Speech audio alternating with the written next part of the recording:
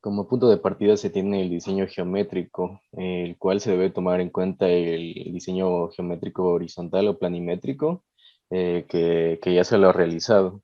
En base a esto se han obtenido algunos datos, como son la categoría de la vía, que es de tipo C1, la pendiente transversal que es de 2%, la topografía es de tipo montañoso, el tráfico promedio anual está entre 1000 a 8000 vehículos día, la velocidad de diseño para, para esta vía es de 70 kilómetros por hora, su pendiente máxima es del 8%, el radio de curvatura son de 168 metros y el recomendado es de 168 igual y tenemos un ancho de calzada de 3,65 metros. También se debe tener en cuenta para el diseño altimétrico la pendiente máxima promedio, la cual se debe seleccionar como pendiente máxima promedio en función de la velocidad del tramo homogéneo. Esto también se debe ver, se debe tener en cuenta la categoría de la carretera. En este caso tenemos una carretera primaria de una calzada, una velocidad del tramo homogéneo de 70 kilómetros por hora. Otro parámetro importante dentro del diseño geométrico es la longitud mínima de la tangente, la cual se encuentra influenciada por la velocidad específica de la tangente vertical. En este caso, en el cuadro podemos observar que tenemos una velocidad específica de la tangente vertical de 70 kilómetros por hora, de lo cual se selecciona una longitud mínima de la tangente vertical de 195 metros. El tramo de descanso, para los tramos de descanso, la longitud crítica de la pendiente no debe sobrepasar los 15 metros. En caso de que sobrepase la longitud crítica, se debería implementar un carril de ascenso para, para que por ahí se redirija el tráfico lento de esta carretera.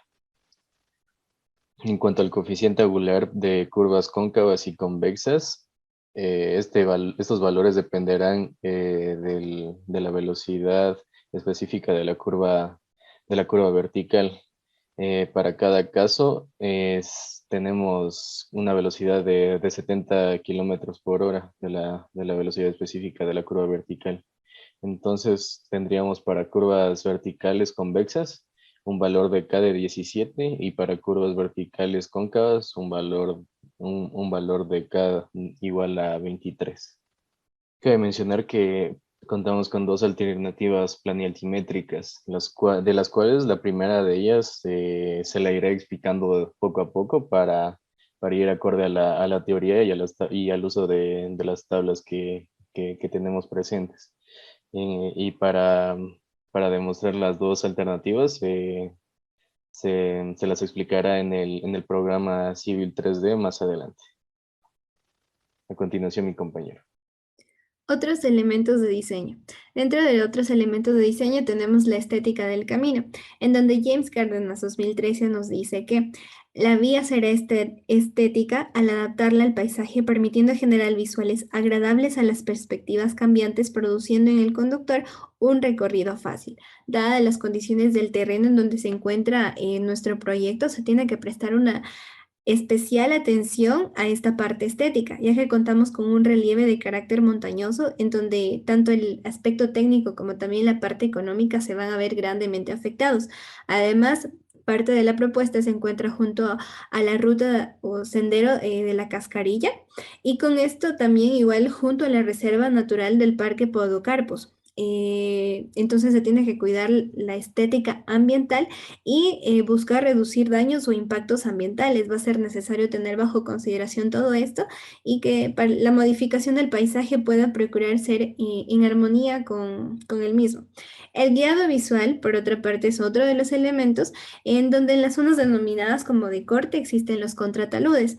Lo que se busca o lo que se propone es la implementación de barandas que puedan cumplir con la misma función de los contrataludes, estas barandas en las partes de los terraplenes mediante el empleo de herramientas como Civil 3D se puede visualizar y desarrollar esta propuesta.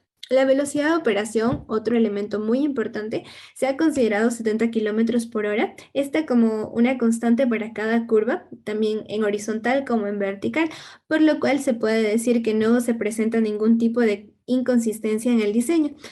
Lo que sí es que se recomienda implementar la adecuada señalética o señalización para carreteras de montaña, especialmente en aquellos tramos en donde las pendientes son muy elevadas y con esto se puede tener una incurrencia en mayores riesgos de seguridad vial, ya sea en ascenso como en descenso. La seguridad de trazado es otro de los elementos que en sí se establece como el resultado de distintos elementos o variables. Entre estos están los cambios de velocidad, la orientación visual, las pendientes, distancias de visibilidad, barandas, distintos elementos que existen, pero cada variable mencionada tiene que ser parte de un criterio en sí general usado en el diseño. Todo esto con el fin de prever la seguridad, como su nombre lo dice, de la vía, del trazado. La visibilidad del trazado, por otra parte, es un elemento igual muy importante, una característica que contribuye a la circulación segura, libre de sorpresas y de tensiones que se puedan presentar y más bien que anticipe cómodamente al usuario para que pueda realizar las maniobras necesarias. La distancia de visibilidad parada es uno de los como que factores muy importantes en sí y condicionantes en el diseño. Esta se calcula mediante la fórmula que se encuentra aquí expresada y esta igualmente depende de la velocidad específica, de la pendiente, del coeficiente de fricción longitudinal. Con esta fórmula se consiguieron todos los resultados que podemos ver en esta tabla detallados para cada una de las curvas que presentamos en nuestra propuesta de diseño. En la parte inferior se encuentra la tabla donde tuvimos este coeficiente de longitud de fricción longitudinal en función de la velocidad específica. Aquí podemos ver igual cada curva con su característica de estación, elevación, velocidad, como ya se había dicho, constante, y las distancias de paradas obtenidas en metros que van desde los 114 metros hasta los 145 y un poco más, igualmente condicionados por las pendientes existentes. Como resumen y conclusiones tenemos que en de esta primera parte de exposición claramente contamos con 23 curvas verticales, el promedio de las pendientes de 5,64, lo cual está bastante bien, inclusive está aún por debajo del límite establecido para carreteras de montaña, que acorde con la norma para estudios y diseños viales NEVI 12 MTOP es del 7%. Sin embargo, se tiene que recalcar y hacer énfasis en que existen dos tramos críticos que superan la pendiente máxima. Estos tramos son en la parte final del trazado, en donde uno es de 344,71 metros con una pendiente del 12,68% y otro tramo es es de 296,55 metros con pendiente de 13,10%. Por ende, es requerido un análisis de conformidad con el tráfico que va a circular por la vía para que se pueda implementar o se pueda dar la inclusión de un carril de ascenso. Bueno, continuando con la explicación, tenemos coordinación planealtimétrica. La coordinación planealtimétrica tiene como objetivo el mejoramiento ya sea de seguridad, estética y funcionalidad.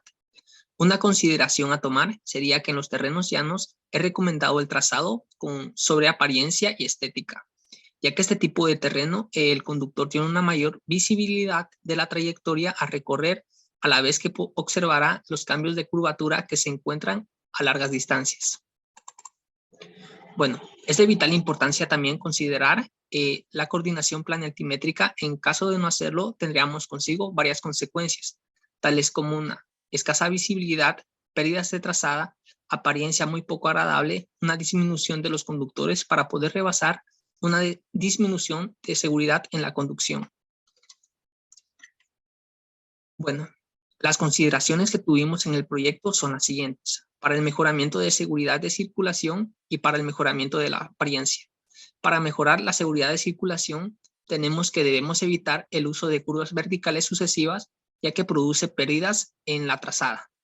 Y para mejorar la apariencia de la estética, tenemos que una de las mejores visualizaciones cuando las curvas verticales y horizontales están coordinadas unas con otras. Con respecto al sobreancho de las curvas, es de vital importancia conocer el sobreancho de las curvas, ya que al momento de un vehículo circular en una carretera, este ocupa un lugar mayor en la calzada. que cuando se encuentra en una recta. El cálculo del sobreancho siempre se debe calcular con vehículos articulados, ya que este puede ocasionar el peor de los casos en una curva, aunque en algunos casos también se realiza con vehículos rígidos. Bueno, en algunos casos no siempre es necesario el cálculo del sobreancho, ya que en el manual de INVIAS esto se puede dar si se cumplen las siguientes condiciones: que sea de 2 carriles, que la vía sea de 2 direcciones, que la calzada sea de 7 metros de ancho, aunque si el ángulo de flexión es mayor a 120, se deberá utilizar un sobreancho en nuestra vía. Bueno, en vehículos articulados, según ASTOP, si se necesita determinar que ocupa un vehículo una curva, se debe utilizar los puntos de articulación. La expresión que recomienda ASTOP es la siguiente, que sería el sobreancho requerido por la calzada, que sería igual al ancho de la calzada en curva, menos el ancho de la calzada en la tangente. Bueno, para el cálculo del sobreancho, usaremos como referencia uno de los vehículos que se puede ocasionar una de las situaciones más desfavorables. Para determinar el vehículo más desfavorable, utilizaremos los datos del aforo de acuerdo al informe del Ministerio de Transportes y Obras Públicas, el cual nos dice que el vehículo más desfavorable hasta la fecha está conformado por una unidad tractora de 3 ejes y un semirremolque de 3 ejes igual. Como podemos apreciar en la tabla, teniendo como vehículo de tipo denominado 3S3, cuya descripción es de tractor camión de 3 ejes y semirremolque de 3 ejes. A continuación podemos presentar los resultados de los cálculos de los vehículos rígidos y también podemos apreciar en la siguiente tabla los cálculos realizados de la curva de nuestra ruta con los vehículos articulados. Continuando con nuestra exposición, tenemos los parámetros de diseño de la sección transversal. Bueno, el diseño geométrico de la sección transversal de una carretera consiste en la definición de la ubicación y las dimensiones de los elementos que forman nuestra carretera y su relación con el terreno natural, en cada punto de ellos sobre una sección normal o un alineamiento horizontal. Bueno, de esta manera se podrá fijar una rasante y un ancho de la faja que ocupará nuestra futura carretera y así estimar los valores de área y volúmenes de tierra a remover. Bueno, como pueden ver en nuestra imagen, tenemos los diferentes elementos que vamos a utilizar dentro de nuestro proyecto de carreteras. Bueno, el ancho de la calzada es aquella parte de la sección transversal destinada a la circulación de los vehículos. Está constituida por uno o más carriles en uno o más sentidos. Bueno, de cada carril tendrá un ancho suficiente que pueda permitir la circulación de una sola fila de vehículos. El ancho y el número de carriles de la calzada se determina con base al análisis de la capacidad y nivel de servicio deseado al final de nuestro periodo de diseño. Según nuestros parámetros de diseño, vamos a definir nuestro ancho de carril, que vendría a ser 7.3 metros. ¿Esto debido a qué? A que la velocidad del tramo recto homogéneo va a ser 70 kilómetros por hora y nuestro tipo de terreno es un terreno montañoso. Por lo que, en consecuencia, nuestro ancho de carril va a ser de 3.65 metros. Seguidamente tenemos el ancho en bermas. Bueno, ¿qué son las bermas? Son fajas comprendidas entre las orillas de la calzada y las líneas determinadas por los hombros de la carretera. Las bermas sirven como confinamiento lateral de la superficie de rodamiento, asimismo controlan la humedad y las posibles erosiones de la calzada. Eventualmente se pueden utilizar para un estacionamiento provisional y para dar seguridad al usuario de la carretera. Según nuestros parámetros de diseño, que es una carretera primaria de una calzada de tramo recto de 70 kilómetros por hora, el ancho en veras va a ser de 1.5 metros. Seguidamente tenemos el bombeo, el cual tiene por objetivo facilitar el escurrimiento de las aguas lluvias hacia las bermas y hacia las cunetas. Bueno, en la tabla 5.3 de la segunda edición de James Cárdenas se suministran en función del tipo de superficie de rodadura y los valores recomendables del bombeo a emplearse en el proyecto son del 2%. Esto debido a que tenemos una rodadura muy buena con un concreto hidráulico asfáltico, en este caso asfáltico, por lo que tenemos un porcentaje del 2%. Así lo tenemos en esta imagen el modelado en 3D, el cual ya tenemos nuestro bombeo ya determinado de un 2%. Seguidamente tenemos las cunetas. Bueno, las cunetas o zanjas son construidas paralelamente a las bermas. Estas están destinadas a facilitar el drenaje superficial longitudinal de las carreteras.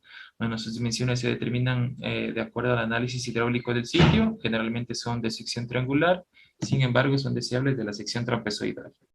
Dentro de nuestro proyecto en Civil 3D se ha venido parametrizando los valores de las cunetas, dándonos como valores lo que estaban mostrados en nuestra imagen, lo cual estamos separando en una vista frontal en nuestras partes de nuestra cuneta.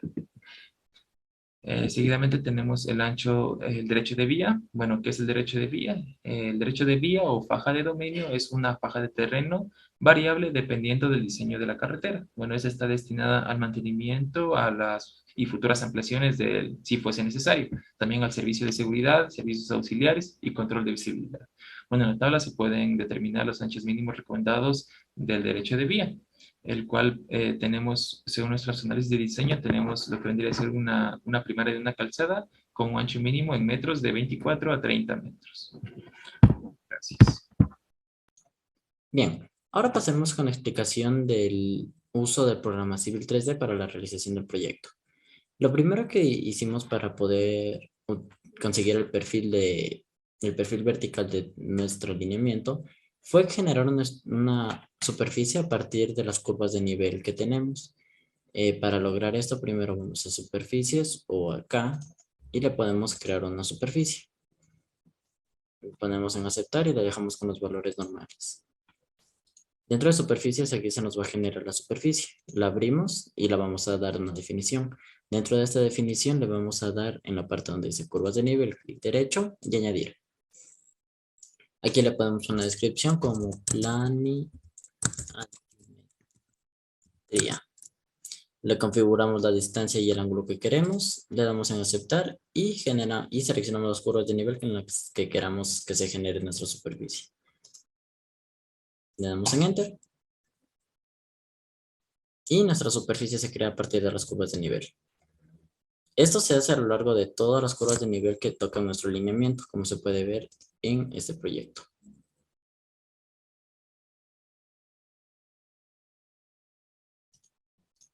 Bien, ahora para la creación del perfil vertical lo que se va a utilizar es la herramienta de perfil de superficies.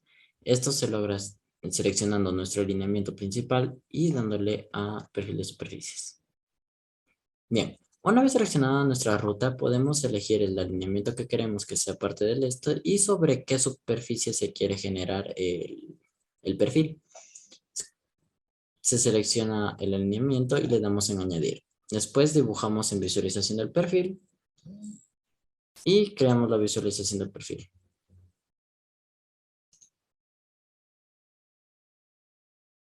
Y con esto ya podemos tener generado nuestro perfil de alturas, y para configurarlo se selecciona, se le da clic derecho y editamos el estilo de visualización de nuestro perfil. Aquí podemos tener información acerca de cuándo fue creado, cuándo fue modificado y en dónde está generado.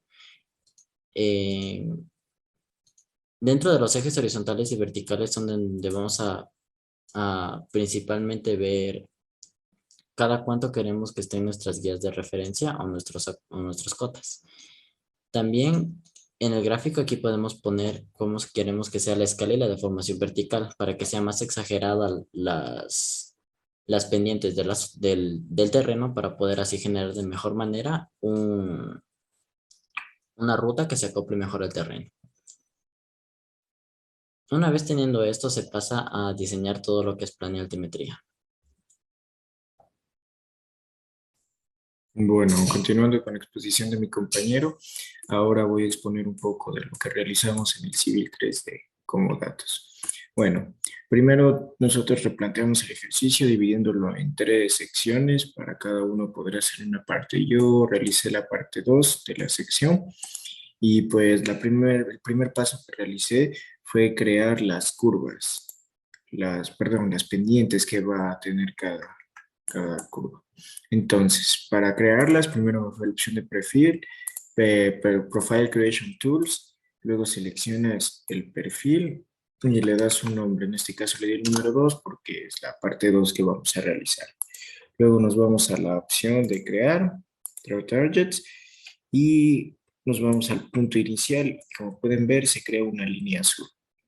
Esta línea azul, después al momento de nosotros colocarla en cualquier lugar, se crea una nueva curva, como podemos observar, pero en este caso ya está realizada. Luego de eso podemos observar que nuestras pendientes son muy inclinados. Entonces, por de esa manera nosotros tuvimos que realizar un pequeño ajuste, o sea, prácticamente tuvimos que hacer casi pendientes máximas en todos, porque no tenemos más opción, digamos, muy buena otra opción sería crear un puente para este de aquí, para no ser tanto relleno, podríamos dejarlo así, pero usaríamos un poco más de infraestructura y eso no es muy conveniente para nuestra parte. Bueno, pues el siguiente paso que realizaremos es nuestros PCs y PTs, que son las líneas verdes que podemos observar en la parte superior. Para crearlas, tenemos que dirigirnos a nuestro plano y anotar cada uno de nuestros PCs y PTs. En el caso de los PCs, por ejemplo, el primero en mi caso es de 1966.87. Entonces nos vamos aquí, que es el primer PC, y nuestro primer PT va a ser de 2110.73, que está aquí. Y así revisamos cada uno. El siguiente va a ser de 2304.95 y el siguiente de 2523.73. Luego de revisar cada uno de nuestros PTs y PCs que vamos a tener en nuestro tramo, los vamos colocando desde una línea de inicio y una de final. Entonces aquí se puede observar cuáles son cada una de las cotas y solo es cuestión de colocarlas a la distancia correcta cada una.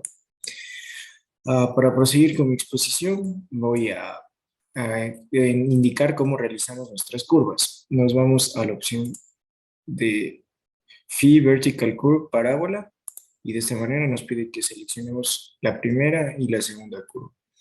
Entonces al momento seleccionamos la primera, la segunda y nos pide un valor de K.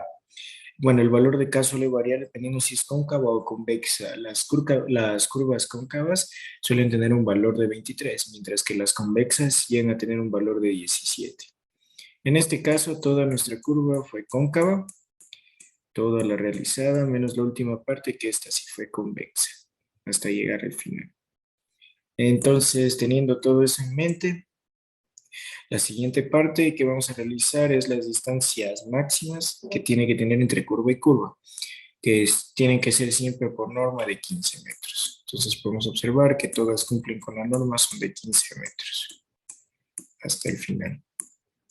Y bueno, así culminaría mi exposición y pasaríamos a la de mi siguiente compañero. Muchas gracias. Como ya se mencionó, dentro de nuestro proyecto existen dos alternativas de ruta. Esto gracias al difícil terreno que encontramos en la vía Loja-Vilcabamba. Estas dos alternativas tienen sus ciertas diferencias, como la más importante, que es el carril de ascenso. En la primera alternativa hicimos uso de un carril de ascenso con una pendiente mayor a la crítica, que sería de 12.68 y de 13.10. En la alternativa número 2 no utilizamos ningún carril de ascenso y todas las pendientes son menores a 7%, pero la mayoría se acercan demasiado a la crítica, como puede ser máximas de 6.89 y mínimas de 5. Por lo tanto, propusimos estas dos rutas gracias a que después del análisis de gastos y efectividad podríamos revisar cuál es la más conveniente a usarse y cuál es la que se utilizará en el proyecto final. Bien, ahora para generar nuestra sección transversal vamos a hacer uso de la herramienta de crear ensamblaje. Cuando usemos esa herramienta se nos va a generar este recuadro que nos va a decir que especifiquemos el nombre. Podríamos ponerle sección. Una descripción breve y lo demás lo vamos a dejar por default. Le damos en aceptar y nos dicen dónde queremos que generemos el eje. Ahí está. Cuando generamos este eje también es necesario abrir el mapa de herramientas en el cual nos va a dejar crear los elementos básicos, como puede ser el carril transitorio, arcenes, bordillos, etc. Para la creación de nuestra sección transversal del proyecto, hicimos uso y nos regimos bajo el libro de Cárdenas. En este nos especifica cuánto tiene que valer cada uno de los elementos o qué medidas tiene que tener. Por ejemplo, el ancho de la calzada era de 7.3, por lo cual el ancho de cada carril, como podemos ver en las propiedades, es de 3.65. También podemos ver por medio de Cárdenas asimismo el ancho del arcén, que debe de ser de 1.5 metros. Asimismo, también hicimos uso de cunetas con bordillo, cuyas medidas se ven especificadas en cada una de las partes. La altura del bordillo, la anchura del bordillo, la profundidad del bordillo. Asimismo, también se especifica dentro del corte transversal el diseño de los taludes, si esto se necesita hacer terraplén o si se necesita hacer un corte. Como podemos ver aquí, el talud de desmonte está a 2.1 y el talud de terraplén está de 0.6 a 1. Bien, una vez teniendo nuestra plana altimetría y nuestro ensamblaje o sección transversal, podemos generar la obra lineal de nuestro proyecto. Para eso, seleccionamos nuestro alineamiento principal y hacemos uso de la herramienta de obra lineal. Creamos una nueva obra lineal y se nos va a aparecer esta ventana. Aquí podemos poner el nombre, obra proyecto.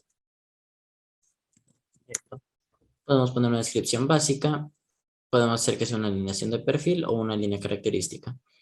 Esto es lo importante. Aquí vamos a seleccionar el alineamiento, que es el que está seleccionado, el perfil que vamos a utilizar, que sería la plana altimetría, y el ensamblaje va a ser el ensamblaje que nosotros hayamos creado. Le damos a aceptar y se nos va a aparecer esta ventana. Le damos en aplicar, generar obra lineal y nos van a saltar algunos errores que van a ser por corte y relleno. Muy bien, y así es como se crea la obra lineal a lo largo de todo nuestro alineamiento, que va desde 0, 0 hasta el final de nuestra obra, que es en la cota 5842. Muchas gracias. Conclusiones. A manera general de nuestro proyecto, concluimos que el diseño geométrico supone la parte más importante del proyecto, esto englobando tanto el diseño geométrico horizontal como el vertical, que también se tiene que poner especial énfasis en lo que es la planialtimetría, que muchas de las veces pasa desapercibida en lo que es el diseño geométrico de una carretera. Es necesario de igual manera velar por una buena relación costo-beneficio, pero ante todo por la seguridad del o los usuarios. La sección transversal de la carretera diseñada debe basarse en la normativa y poseer los elementos básicos de lo que sería una sección transversal tipo, y finalmente que todo el diseño del proyecto debe ser basado en las diversas normativas vigentes, cumpliendo con los requerimientos mínimos y máximos y con soluciones a problemáticas que se puedan presentar.